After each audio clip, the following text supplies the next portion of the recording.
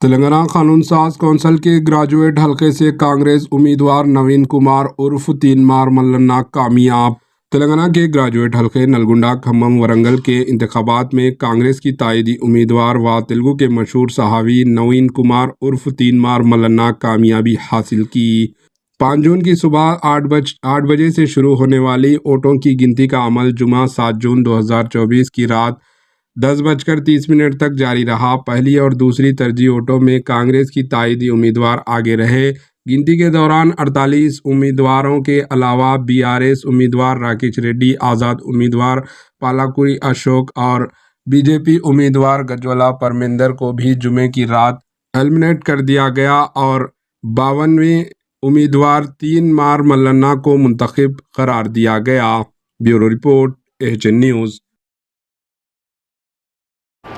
AHN news کو like کریں، share کریں اور سبسکرائب کرنا نہ بھولیں۔